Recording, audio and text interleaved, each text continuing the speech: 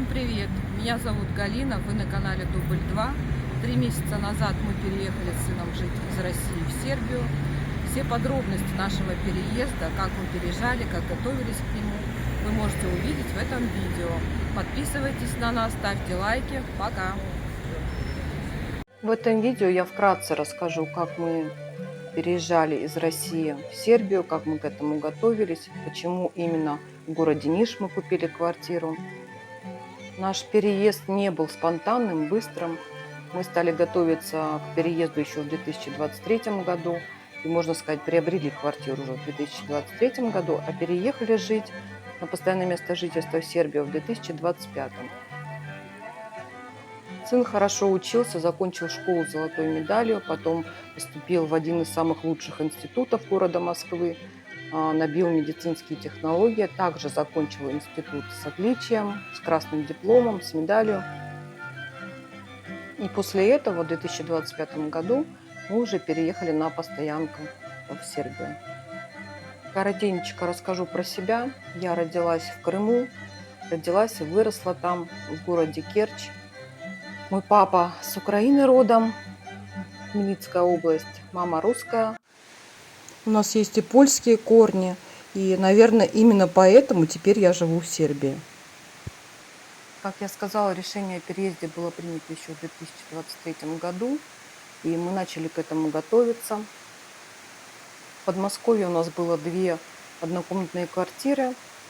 Одна в новостройке подороже, вторая была более дешевая в старом доме. В 2023 году осенью я продала свою квартиру, которая была в новостройке, и на эти деньги мы купили в Сербии однокомнатную квартиру.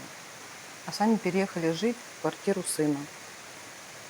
Так как сын еще учился в институте, ему было учиться еще 2 года. В общем, в сентябре 2023 года мы поехали в Сербию, купили билеты на самолет до Белграда. Изначально хотели там, конечно же, жилье посмотреть. Но приехав туда, мы поняли, что в нашу сумму в Белград мы никак не попадаем. Белград, он такой же, как и Москва. Стоимость квартир там такая же. Город мне не особо понравился, если честно. Ну, он как Москва. Он серый, каменный, огромный, много людей. И тогда мы попробовали посмотреть квартиру, чтобы ее купить в ближайшем пригороде. Это был город Панчево. Панчево нам очень понравился. Хороший, интересный городочек, небольшой, уютненький, старинные улочки в центре, рядом река. Но большой минус у него был в том, что с экологической точки зрения он был не очень хорош. Там была расположена нефтебаза. В общем, прожив пару дней сначала в Белграде, мы поняли, что там мы не сможем купить квартиру, нам не хватает просто на нее. Мы переехали в Панчево, стали искать квартиру там.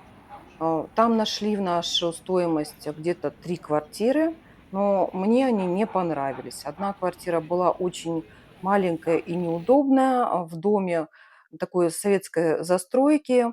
Не хотелось уезжать от того, что я уехала из этих домов девятиэтажек и приехать туда же. Мне хотелось что-то, чтобы это было что-то новое, какой-то новый дом, другой совсем.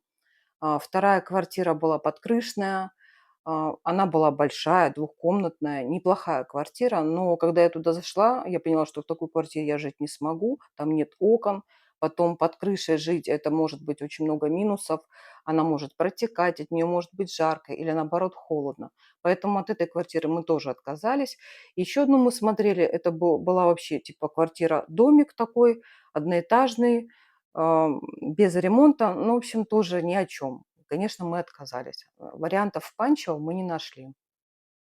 И тогда мы купили билет на автобус и поехали в город Ниш. Почему именно в город Ниш? Потому что, значит, первый по размерам это, конечно же, Белград, столица Сербии. Второй это Нови Сад. Но стоимость, я посмотрела там квартир, была практически такая же, как Белград. То есть мы туда тоже в ценовую политику не попадали. Третий по размерам – это Ниш. Потом плюс Ниша был в том, что он был самый южный, он ближе всего к Черногории, к морю. А я очень тоскую по морю, мне это было важно, чтобы была возможность съездить отдыхать на море. То есть до границы с Черногорией от Ниши 4 часа. Ну, конечно же, там не купаются сразу, где граница, едут еще дальше. Ну, пусть там 6 часов ехать до моря. То есть это тоже не так далеко. Второй плюс Ниша – это, конечно же, наличие аэропорта собственного.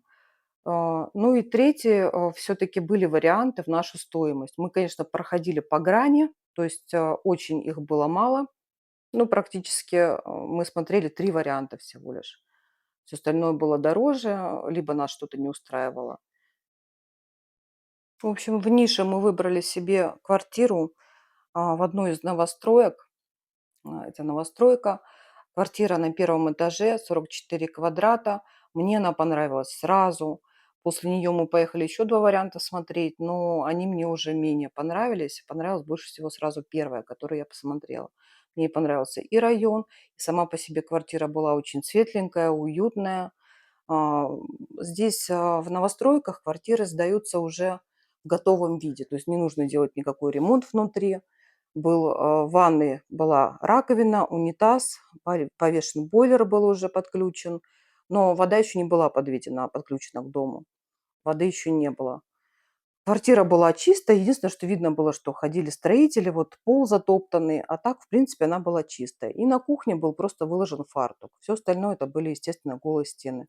Но поштукатуренные, покрашенные, в общем, в принципе, можно было в ней уже жить. Ну, когда, конечно же, подключили воду.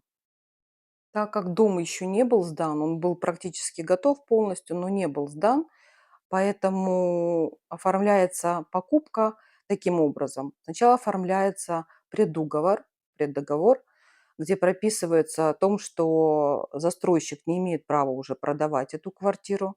Ты оплачиваешь часть, не всю стоимость, а часть какую-то. И, соответственно, ты обязуешься выкупить, когда дом будет сдан, выкупить оставшуюся часть. Ну и прописывается, какая сумма. И также можешь еще выкупить машиноместо, которое будет рядом с домом, за отдельную стоимость. Вот наше машиноместо стоило 200 тысяч. Вот на тот момент мы попадали только в стоимость квартиры. У нас даже не было денег на машиноместо, поэтому мы от него отказались. Сказали, что очень хотелось бы, но, но нет. Вот, ну нет у нас 200 тысяч лишних. Вот, поэтому мы оформили квартиру, предуговор. Оформляется в Сербии покупка квартиры через нотариуса всегда. Значит, присутствие переводчика, так как мы разговаривали на другом языке, присутствие 2 свидетелей. В принципе, по закону достаточно одного свидетеля, но так как ты всем платишь, и переводчику, и свидетелям, и нотариусу, то пришли 2 свидетелей. Вот. А так достаточно по закону одного. 1-2 свидетеля. Вот так вот трактуется закон. По договору мы должны были оплатить половину стоимости квартиры и вторую половину тогда, когда будет дом сдан полностью. В общем, нас этот вариант вполне устраивал по той простой причине, что мы планировали еще 2 года жить в России, когда сын закончит институт, а потом уже перебираться в Сербию. Поэтому этот вариант нас устроил. Жили мы в нише пока еще в съемных квартирах. Несколько квартир мы поменяли. Какая-то нам нравилась больше, какая-то меньше. В общем, попереезжали с одного места на другое, посмотрели районы. Уже Ниш более-менее знали.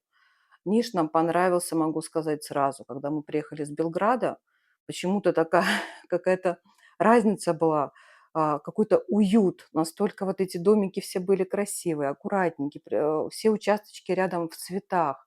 То есть нам Ниш и мне, и сыну понравился сразу по сравнению с Белградом. Конечно же, в Белграде огромный плюс – это наличие работы. Большой город, наличие работы. В Нише ее значительно меньше. Но вот этот уют, какое-то очарование такое среднего размера города, невысокие дома, здесь высоких домов нет, это в основном частный сектор, плюс дома такие, как у нас примерно, это четырехэтажные, одноподъездные, где вот у нас в доме 16 квартир всего лишь, то есть небольшие дома. И в этом какой-то уют. Сам по себе город очень живой, очень такой подвижный, очень много молодежи, это бросается прям сразу в глаза. Очень много детей.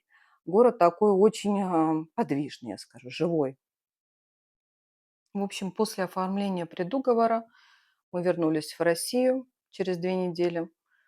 Я стала снова работать, сын учиться. Жили мы уже в его квартире, в стареньком доме. И ждали окончания института.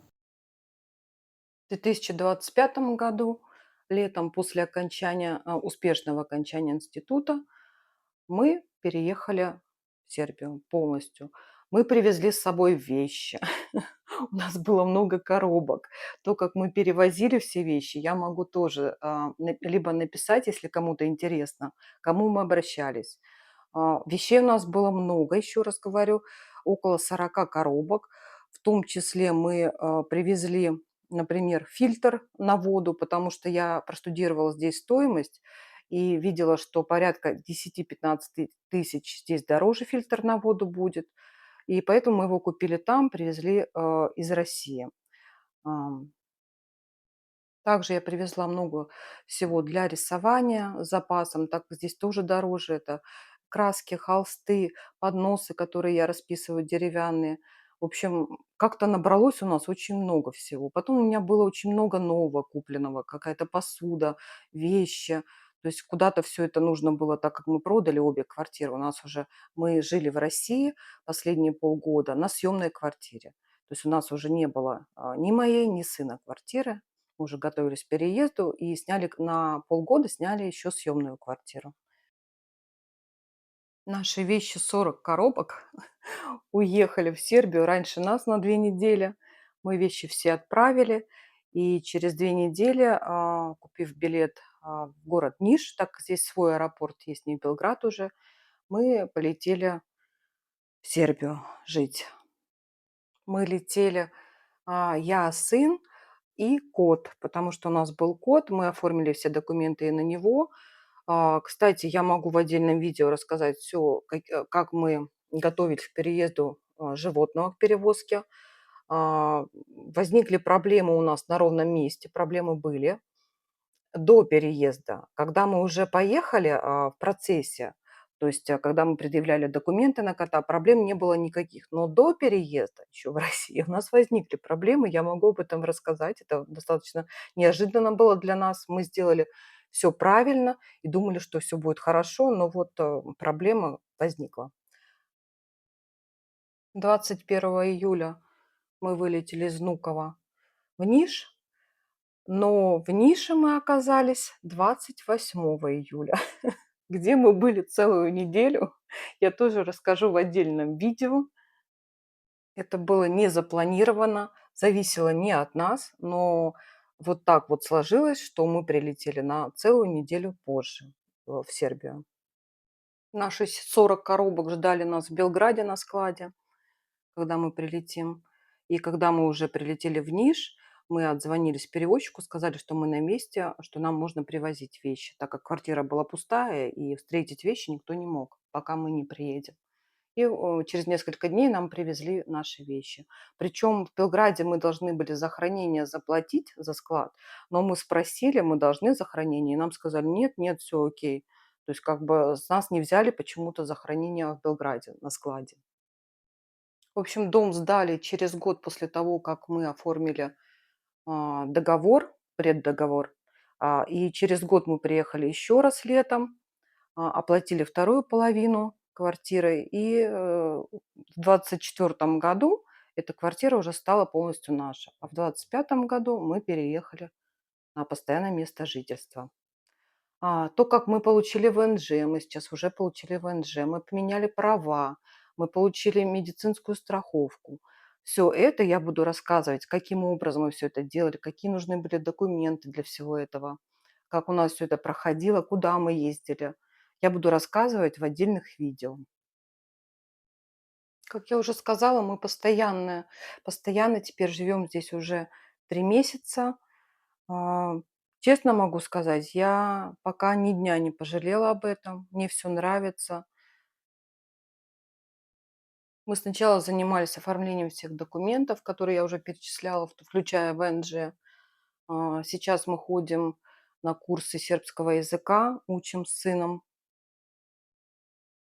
В общем, если вам интересно переезд в Сербию, либо жизнь здесь в Сербии, как это было у нас, я буду делиться нашим опытом, как все происходило у нас, как мы теперь здесь живем. Если вам все это интересно, пожалуйста, подписывайтесь на мой канал. Канал называется "Дубль 2". Я все подробно буду рассказывать. Всем пока, хорошего просмотра сербской музыки и танцев. Эти выступления я сняла здесь, в городе Ниш, в Нишкобане. А, Очень красивая музыка, танцы, мне они очень понравились. Сербы очень ценят свою историю, гордятся ею, молодцы. И я всем того же желаю не забывать свои корни.